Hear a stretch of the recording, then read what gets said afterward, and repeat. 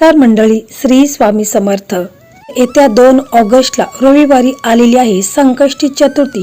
तर या संकष्टी चतुर्थीला विशेष असे महत्त्व आहे आणि या दिवशी आपण आपल्या मुलांच्यासाठी काही उपाय, काही सेवा करायच्या आहेत, ज्यामुळे मुलांच्या कुंडलीत कितीही भयंकर दोष असेल तर ते दूर होऊन 11 दिवसांमध्येच मुलांच्या कुंडलीत लग्नाचे योग निर्माण होणार आहे। आपल्याला फक्त विड्याचे पानाचा प्रभावी उपाय करायचा आहे। पूर्वी चॅनलवरती नवीन असाल तर चॅनलला सबस्क्राइब करा, व्हिडिओ पाहत असताना व्हिडिओला लाईक करा, त्याचप्रमाणे श्री स्वामी समर्थ अशी कमेंट करा किंवा ओम गण गणपताय नमः अशी कमेंट करा। मंडळी, आजच्या काळात मनासारखा जोडीदार मिळणे अनेक समस्या निर्माण होतात। बऱ्याच वेळा लग्नाचे वय निघून जाते तरीही विवाह जमत नाही। या गोष्टीचा सर्वाधिक चिंता मुला मुलींच्या आई वडिलांना असते, कारण ते भरपूर सारे उपाय, काही सेवा करत असत, परंतु मुलांचं लग्न काही जमत नाही। तर मुलांचं लग्न का जमत नाही? कारण मुलांच्या कुंडलीमध्ये काही ना काही दोष हे निर्माण झालेले असतात। राहू, केतू, शनीची किंवा मंगळची, काही शनीची काही 7.5 असेल, कालसर्प दोष असेल, अशा भरपूर समस्या या मुलांच्या कुंडलीमध्ये निर्माण होतील। परंतु आज मी जो तुम्हाला उपाय सांगणार आहे तर त्या उपायामुळे मुलांच्या कुंडलीतील जे काही दोष असेल तर ते दूर होऊन मुलांच्या कुंडलीमध्ये 11 दिवसांमध्येच लग्नाचे योग निर्माण होते। जर तुमच्या मुलांच्या किंवा मुलीच्या विवाह कार्यात वारंवार अडथळे येत असतील, सोयरीक जमूनही शेवटच्या क्षणी मोडत असेल किंवा योग्य स्थळ मिळण्यात अडचणी येत असतील तर हा व्हिडिओ तुमच्यासाठी अत्यंत महत्त्वाचा ठरणार आहे। येत्या रविवारी 2 ऑगस्ट रोजी येणारी संकष्टी चतुर्थी अत्यंत विशेष मानली जाते। या दिवशी गणपती बाप्पांची पूजा करून विड्याच्या पानाचा आणि पाण्याचा एक छोटासा पण अत्यंत प्रभावी उपाय केल्यास लग्नातील सर्व अडथळे दूर होतात। चला तर मग अधिक जाणून घेऊया विड्याच्या पानाचं धार्मिक महत्त्व आणि नंतर पाहू आपण हा सोपा उपाय कसा करायचा त्या। मंडळी, हिंदू धर्मात आणि विशेषतः गणेश पूजेत विड्याच्या पानाला म्हणजेच नागवेलीच्या पानाला अत्यंत पवित्र आणि शुभ मानले गेले आहे। देवतांचा वास, शास्त्रानुसार विड्याच्या पानात सर्व देवी देवतांचा वास असतो। पानाचा मुख्य भाग ब्रह्मा, विष्णू आणि महेश यांच्याशी संबंधित मानला जातो। गणपती बाप्पाला विड्याचं पान अर्पण केल्याने सर्व प्रकारचे विघ्न, दोष आणि नकारात्मक ऊर्जा ह्या नष्ट होत असतात।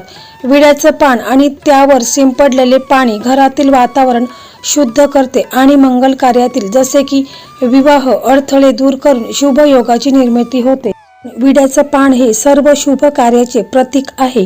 गणपतीला विड्याचं पान अतिशय प्रिय आहे, त्यामुळे लग्नासारख्या शुभ कार्यातील अडथळे दूर करण्यासाठी संकष्टीला विड्याचा उपाय नक्की केला जातो। तरी आपल्याला हा जो उपाय करायचा आहे तर या उपायासाठी आपल्याला काय काय साहित्य लागणार आहे ते देखील आपण थोडक्यात जाणून घेऊया। आपल्याला 5 विड्याची पाने लागणार आहेत, देठासहित, टोकदार नसावीत। विड्याची पानं व्यवस्थित ताजी शक्यतो आणावीत, अशी चिरलेली कट झालेली आणायची नाहीत।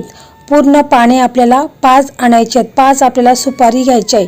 सुपारी देखील आपल्याला नवीन घ्यायची आहे, घरामध्ये अगोदर आणलेली वापरलेली सुपारी घ्यायची नाही, तर नवीनच आपल्याला 5 सुपारी पूजेची घ्यायची आहे। खडी साखर घ्यायची आहे, गुळाचा खडा घ्यायचा आहे आणि लाल धागा आणि थोडेसे तांदूळ आपल्याला घ्यायचे आहेत। बस एवढंच साहित्य आपल्याला घ्यायचं आहे।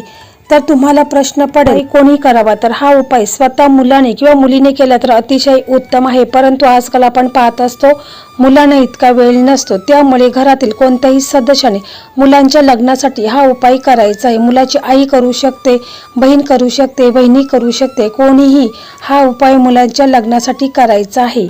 संकष्टी चतुर्थी रविवारी आहे, तुम्हाला सकाळी लवकर उठायचं आहे, स्वच्छ आंघोळ करायची आहे। शक्य असेल तर या दिवशी पिवळे किंवा लाल वस्त्र हे परिधान करायचे आहे। त्यानंतर आपल्या देवघरामध्ये जायचं आहे। तिथे आपल्या देवघरामध्ये प्रथम एक तुपाचा दिवा लावायचा आहे, अगरबत्ती लावायची आहेत। आपल्या देवघरामध्ये जे आपले इष्ट देव आहेत, कुलदैवत आहेत, श्री स्वामी समर्थ महाराज आहेत, गणपती बाप्पा आहेत, तर प्रथम तुम्हाला गणपती बाप्पांचं अभिषेक करून घ्यायचा आहे, कारण संकष्टी चतुर्थी आहे। शक्य असेल तर सर्व देवी देवतांचं तुम्ही अभिषेक वगैरे करून घ्यायचा आहे। त्यांना त्यांच्या आवडीच्या ज्या ज्या वस्तू आहेत तर त्या अर्पण करायच्या आहेत। दुर्वा आहेत, जास्वंदीचं फूल आहे, शमीपत्र आहे, गुळ खोबऱ्याचं नैवेद्य आहे, हे तुम्हाला सर्व गणपती बाप्पांना अर्पण करायचं आहे। तसेच तुम्हाला हळद कुंकू गणपती बाप्पांना लावायचं आहे, तुमच्या कपाळाला हळद कुंकू लावायचं आहे। तर तुम्हाला संकल्प करायचा आहे. संकल्प कशा पद्धतीने करायचा आहे तर प्रथम तुम्हाला तुमच्या उजव्या हातामध्ये पाणी घ्यायचं आहे, कुंकू अक्षता एखादं फूल घ्यायचं आहे आणि मग तुम्हाला बोलायचं, हे प्रथम पूज्य श्री गणेशा, आज या संकष्टी चतुर्थीच्या शुभ दिवशी मी माझ्या मुलांच्या किंवा मुलीच्या, तुम्हाला मुलाचं मुलीचं नाव घ्यायचं आहे आणि बोलायचं आहे, विवाहातील सर्व अडथळे त्यांच्या दूर व्हावेत म्हणून हा उपाय करत आहे. त्यांच्या किंवा तिच्या आयुष्यातील सर्व विवाह बाधा, मंगल दोष आणि उशीर दूर करून त्याला किंवा तिला योग्य आणि गुणवान जीवनसाथी मिळू दे अशी तुम्हाला प्रार्थना करायची आहे आणि संकल्प तुम्हाला पूर्ण करायचा आहे. जे तुमच्या हातामध्ये पाणी आहे तर ते तुम्हाला जमिनीवरती सोडायचं आहे. नंतर तुम्हाला काय करायचं आहे की 5 विड्याची पानं घ्यायची आहेत. ती प्रथम तुम्हाला स्वच्छ धुवून घ्यायची आहेत. गंगाजल टाकायचं आहे किंवा ताज्या पाण्याने स्वच्छ धुवून घ्यायचे आहेत, पुसून घ्यायचे आहेत आणि तुम्हाला एका प्लेटमध्ये हळद कुंकू मिक्स करायचं आहे आणि त्या विड्याच्या पानावरती 5 विड्याची पानावरती तुम्हाला स्वस्तिक चिन्ह काढायचं आहे. त्यानंतर तुम्हाला प्रत्येक पानावरती थोड्याशा अक्षता ठेवायच्या आहेत. त्या अक्षतावरती तुम्हाला एक एक सुपारी ठेवायची आहे, म्हणजे प्रत्येक पानावरती तुम्हाला एक एक सुपारी ठेवायची, अक्षता ठेवायची आहेत, गोल ठेवायचा आहे. तसेच जी खडीसाखर आहे तर ती खडीसाखरेचा तुकडा देखील त्याच्यावरती ठेवायचा आहे. त्यानंतर ही 5 विड्याची पाने लाल धाग्याने तुम्हाला एकत्र बांधायची आहेत. मग त्याच्यानंतर ही जी विड्याची पाने आहेत तर ती तुम्हाला तुमच्या उजव्या हातामध्ये घ्यायची आहेत आणि ओम विघ्नराजाय नमः, ओम विघ्नराजाय नमः किंवा ओम गणगणपताय नमः हा मंत्र तुम्हाला 108 वेळा बोलायचा आहे.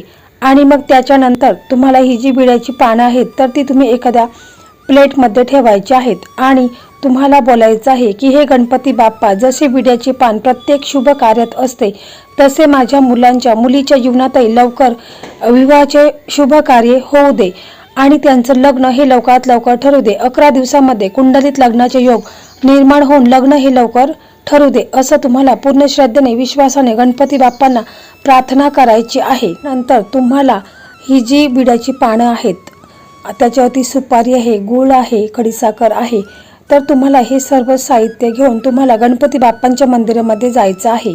बघा, गणपती बाप्पांच्या मंदिरात जाऊन आपण ही विड्याची पानं अर्पण करायची आहेत, कारण अधिक फलदायी मानले जाते. मंदिरात वातावरण हे सात्विक आणि शुद्ध ऊर्जेने भरलेले असते. त्यामुळे जर तुम्ही मंदिरामध्ये जाऊन ही गणपती बाप्पांना ही विड्याची पानं अर्पण केली तर अतिशय त्याचा शुभ परिणाम आपल्याला पाहायला मिळेल. मंदिरात गेल्यानंतर गणपती बाप्पांच्या मूर्तीसमोर तुम्हाला विड्याची पानं, त्याच्यावरती सुपारी आहे, खडीसाखर आहे आणि गुळाचा खडा आहे, तर ही विड्याची पानं आहेत, 5 विड्याची पानं आहेत, तर ती तुम्हाला गणपती बाप्पांच्या चरणापाशी अर्पण करायचे आहेत. मग तुम्हाला बोलायचं आहे की हे गणपती बाप्पा, माझ्या मुलांच्या कुंडलीत जे काही दोष असेल तर ते दूर होऊन माझ्या मुलांचं लग्न हे लवकरात लवकर व्हावे असं तुम्हाला पूर्ण श्रद्धेने विश्वासाने गणपती बाप्पांना प्रार्थना करायची आहे.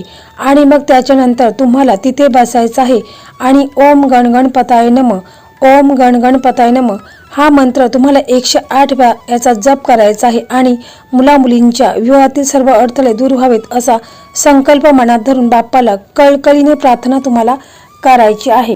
जर मुलगा किंवा मुलगी स्वतः मंदिरात जाऊन हा उपाय करू शकत असतील तर अतिशय उत्तम आहे, पण ते परगावी किंवा कामात व्यस्त असतील तर आई किंवा वडील त्यांच्या नावाने आणि गोत्राचा उच्चार करून मंदिरामध्ये हा उपाय अगदी व्यवस्थितपणे करायचा आहे. बघा, हे सर्व झाल्यानंतर तुम्हाला काय करायचं आहे की मला गाईला थोड्याशा दुर्वा किंवा हिरवा चारा आहे तर तो खाऊ घालायचा आहे, कारण संकष्टी चतुर्थीच्या दिवशी गायीची सेवा करणे अतिशय पुण्यदायी मानले जाते.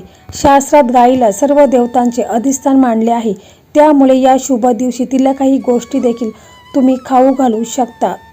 उदाहरणार्थ दुर्वा देखील तुम्ही गायीला खाऊ घालायचे आहेत, कारण गणपती बाप्पाला दुर्वा अतिशय प्रिय आहेत. संकष्टीच्या दिवशी गायीला हिरवा चारा किंवा स्वच्छ दुर्वा खाऊ घातल्याने घरातील नकारात्मकता दूर होते. तसेच बघा, चतुर्थीचा उपवास शक्य असेल तर मुलांना करायला सांगायचं आहे आणि तुम्ही स्वतः देखील करायचं आहे. त्या दिवशी घरात पूर्ण सात्विक अन्न असावे, कांदा लसूण मांसाहार पूर्ण वर्ज्य असावे. संकष्टीचा उपवास संध्याकाळी चंद्रोदय झाल्यानंतर सोडायचा आहे. मुलांच्या लग्नासाठी किंवा करिअरसाठी हा उपाय करत असाल तर मुलांनी किंवा उपवास ठेवल्यास उत्तम. जर ते शक्य नसेल तर त्यांनी किमान त्या दिवशी देवाचं नामस्मरण करून कोणत्याही चुकीच्या गोष्टीचे व्यसनाचे सेवन टाळावे. तर हे जे नियम आहेत तर त्या नियमाचं देखील मुलांनी पालन करायचं आहे. मंडळी, अशा प्रकारे आजचा हा व्हिडिओ होता. हा व्हिडिओ तुम्हाला कसा वाटला कमेंटमध्ये नक्की सांगा.